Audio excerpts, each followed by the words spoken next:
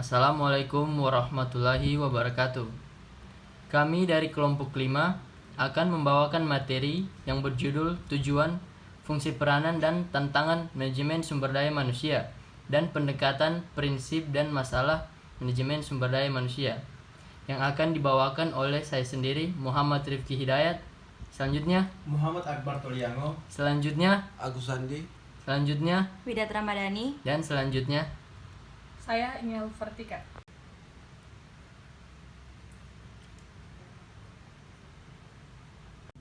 Baiklah, saya akan menjelaskan materi tujuan manajemen sumber daya manusia menurut Chusway. Yang pertama, membuat kebijakan dan pertimbangan.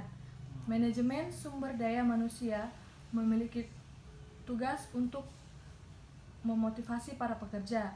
Dengan begitu, divisi yang mengurus masalah tersebut harus ikut membantu membuat kebijakan untuk sumber daya manusia. Yang kedua, membantu perusahaan mencapai tujuan. Divisi manajemen sumber daya manusia juga bertanggung jawab dalam hal penerapan kebijakan yang dibuat serta memperhatikan dampak kebijakan dan prosedur terhadap para pekerja. Terus yang ketiga, memberi dukungan. Salah satu tujuan manajemen sumber daya manusia yang sangat penting yaitu memberi dukungan terhadap perusahaan. Dengan begitu, bentuk nyata dari dukungan tersebut berupa perekrutan sumber daya manusia berkualitas dan menciptakan kondisi yang kondusif di perusahaan. Yang keempat, menyelesaikan masalah. Setiap perusahaan pasti akan menghadapi masalah. Seringkali masalah tersebut membawa perusahaan pada situasi yang krisis dan resiko negatif bagi banyak pihak. Yang kelima, media komunikasi terbaik. Manajemen sumber daya manusia sangat berperan sebagai media komunikasi yang menjembatani hubungan pekerja, manajer, dan perusahaan. Seringkali karyawan menghindari untuk berkomunikasi langsung dengan manajer atau staf yang lain. Disinilah peran manajemen sumber daya manusia sangat diperlukan untuk membantu komunikasi tersebut. Fungsi manajemen sumber daya manusia mengacu pada pengertian manajemen sumber daya manusia. Hal tersebut berkaitan erat dengan pengaturan tenaga kerja perusahaan dan interaksinya antar anggota. Dengan menerapkan manajemen sumber daya manusia yang baik dalam perusahaan atau bisnis, maka memiliki beberapa manfaat berikut ini. Yang pertama yaitu staffing employment. Dengan adanya manajemen sumber daya manusia, maka akan terbentuk perencanaan yang baik terkait seleksi tenaga kerja yang disesuaikan dengan kebutuhan perusahaan. Manajer berperan untuk menyaring tenaga kerja yang sesuai dengan keahlian dan komposisi yang dibutuhkan perusahaan. Tujuannya yaitu agar tidak terjadi kelebihan dan kekurangan tenaga kerja. Yang kedua yaitu performance evaluation. Seorang manajer akan bertanggung jawab untuk melakukan evaluasi terhadap tenaga kerja. Dengan adanya manajemen sumber daya manusia, maka dapat memberikan penilaian terhadap kinerja anggota dan memastikan masing-masing tenaga kerja melakukan tanggung jawab pekerjaannya. Yang ketiga yaitu compensation.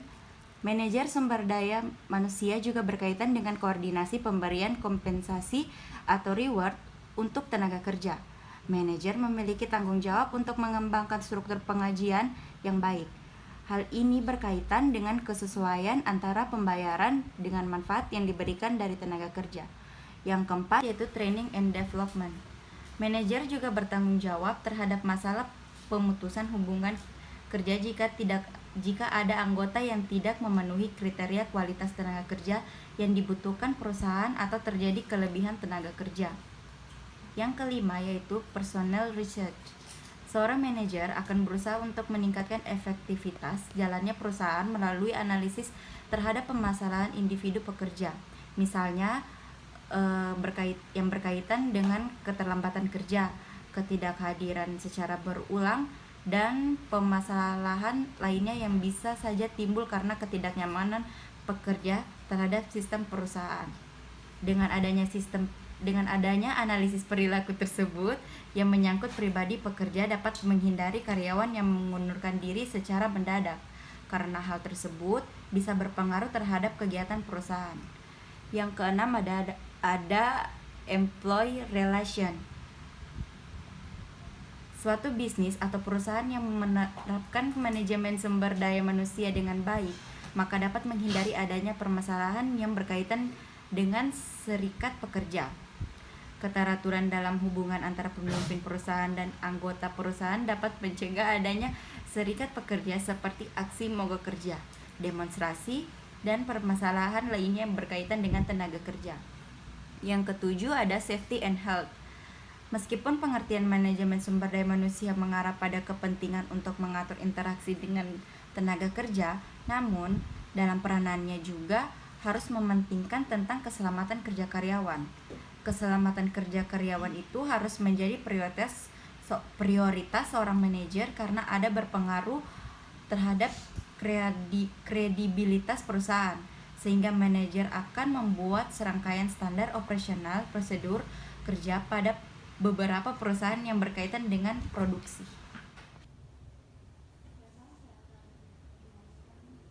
Manajemen sumber daya manusia. Manajemen adalah fungsi yang berhubungan dengan upaya mewujudkan hasil tertentu kegiatan orang lain. Hal ini berarti bahwa sumber daya manusia mempunyai peran penting dan dominan dalam manajemen. Manajemen sumber daya manusia mengatur dan menetapkan program kepegawaian yang mencakup masalah. Yang pertama, penetapan jumlah, kualitas, dan pendapatan tenaga kerja yang efektif sesuai dengan kebutuhan perusahaan berdasarkan job description, job specification, job recruitment, dan job evaluation. Dan yang kedua, penetapan penarikan, seleksi dan penetapan tenaga kerja berdasarkan azas the right man in the right place and the right man on the right job. Yang ketiga, penetapan program kesejahteraan, pembangunan, promosi, dan pemberhentian. Dan yang keempat, peramalan penawaran dan permintaan sumber daya manusia pada masa yang akan datang. Ya, yang selanjutnya tantangan sumber daya manusia. Yang pertama, tantangan yang dihadapi manajemen sumber daya manusia saat ini dan yang akan datang. Dan bagian A, tantangan global. Tantangan global telah menyebabkan terjadinya perubahan-perubahan yang begitu cepat di dalam bisnis, yang menuntut organisasi untuk lebih mampu beradaptasi, mempunyai ketahanan, mampu melakukan perubahan arah dengan cepat, dan memusarkan perhatiannya kepada pelanggan. Globalisasi ini juga dapat memunculkan bahaya sekaligus kesempatan bagi organisasi. Dan yang ke B, kekeliruan paradigma fungsi manajemen sumber daya manusia. Selama ini fungsi sumber daya manusia atau singkatan dari SDM lebih banyak dilihat sebagai pengelola administrasi, personalia atau pengawas dan peraturan perusahaan di bidang ketenaga kerjaan.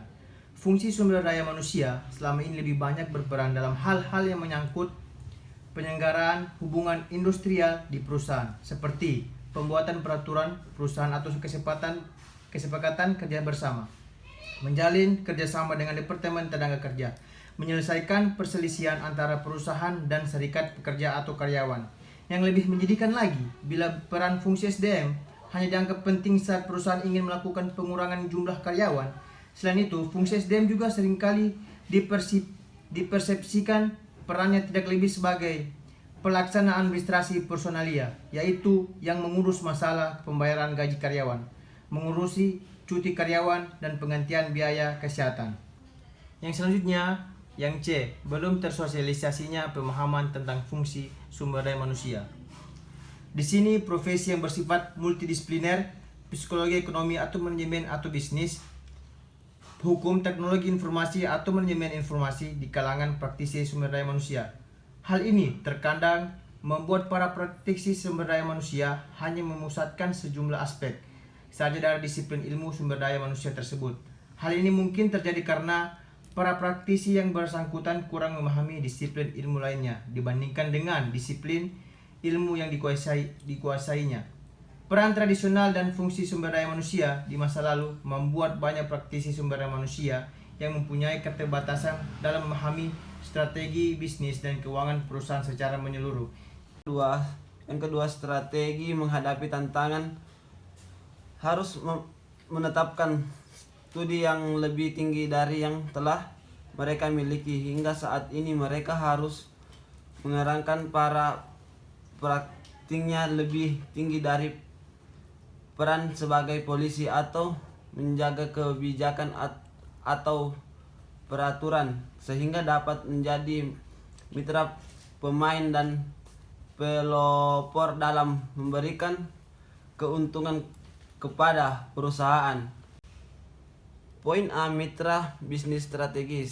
Sebagai mitra bisnis strategis, fungsi SDM dan para praktiknya dituntut untuk mempunyai kemampuan dalam menerjemahkan strategis bisnis yang ditempatkan perusahaan menjadi tindakan-tindakan yang nyata di lapangan. Fungsi SDM dan para praktisnya harus mampu memberikan masukan yang bernilai tambah kepada tim bisnis perusahaan dalam penyusunan strategis bisnis. Di samping itu, seorang praktisi SDM harus mampu membangunkan ketajaman pengetahuan di bidang bisnis, mempunyai organisasi terhadap pelanggan, dan mempunyai pemahaman tentang kompetisi yang terjadi dalam bisnis yang dijalani oleh perusahaan. Poin B, ahli di bidang administrasi. Sebagai ahli di bidang administrasi, fungsi SDM dan para praktisnya harus mampu melakukan rekayasa ulang terhadap proses-proses kerja yang dilakukan selama ini. Dengan demikian, proses administrasi di bidang SDM akan menjadi lebih efisien dan efektif dalam melayani kebutuhan manajemen atau para karyawan akan informasi SDM. Ya, sekarang saya akan menjelaskan di materi yang selanjutnya, yaitu pendekatan prinsip dan masalah MSDM. Pendekatan manajemen sumber daya manusia. Mengelola sumber daya manusia bukan merupakan hal yang mudah, karena manusia merupakan unsur yang unik dan memiliki karakteristik yang berbeda antara satu dengan yang lainnya. Beberapa pendekatan digunakan dalam MSDM yaitu: yang pertama, A. Pendekatan sumber daya manusia, menekankan pengelolaan dan pendayagunaan yang memperhatikan hak asasi manusia. B. Pendekatan manajerial, menekankan pada tanggung jawab untuk menyediakan dan melayani kebutuhan sumber daya manusia departemen lain. C. Pendekatan sistem, menekankan pada tanggung jawab sebagai subsistem dalam organisasi. Yang D. Pendekatan proaktif, menekankan pada kontribusi terhadap karyawan, manajer, dan organisasi dalam memberikan pemecahan masalah. Prinsip-prinsip pengelolaan manajemen sumber daya manusia. Yang pertama, orientasi pada pelayanan dengan berupa memenuhi kebutuhan dan keinginan sumber daya manusia, di mana kecenderungannya sumber daya manusia yang puas akan selalu berusaha memenuhi kebutuhan dan keinginan para konsumennya. Kemudian yang kedua, membangun kesempatan terhadap sumber daya manusia untuk berperan aktif dalam perusahaan dengan tujuan untuk menciptakan semangat kerja dan memotivasi sumber daya manusia agar mampu menyelesaikan pekerjaan dengan baik. Ketiga, mampu menumbuhkan jiwa entrepreneur sumber daya manusia perusahaan yang mencakup: pertama, A.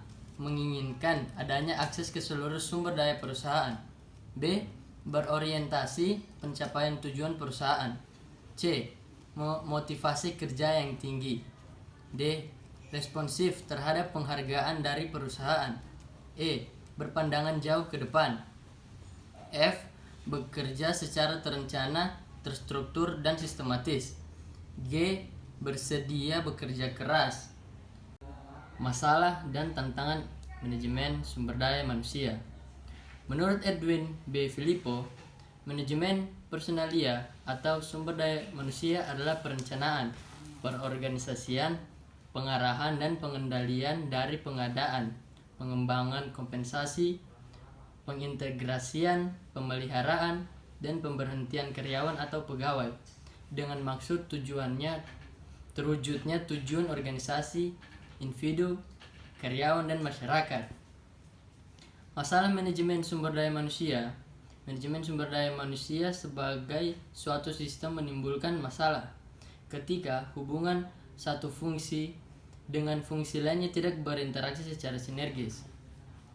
Bahasan mengenai MSDM meliputi beberapa hal terkait dengan sumber daya manusia, mulai dari pengadaan, pengembangan, pemeliharaan, sampai dengan pemberhentian karyawan. Pemberhentian atau PHK, kompensasi pemeliharaan, kompensasi pesangon, pengembangan, pendidikan dan pelatihan biaya pengadaan. Seleksi analisis kebutuhan kriteria karyawan dari bahasan tersebut dalam kenyataannya mengalami beberapa masalah.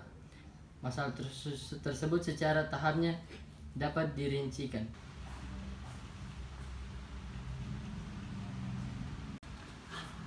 Sekian presentasi dari kelompok 5. Kurang lebihnya kami mohon maaf. Wabillahi taufiq wal hidayah. Wassalamualaikum warahmatullahi wabarakatuh. Halo guys, Kami dari kelompok 5. Jangan lupa like and subscribe. Karena subscribe itu gratis guys.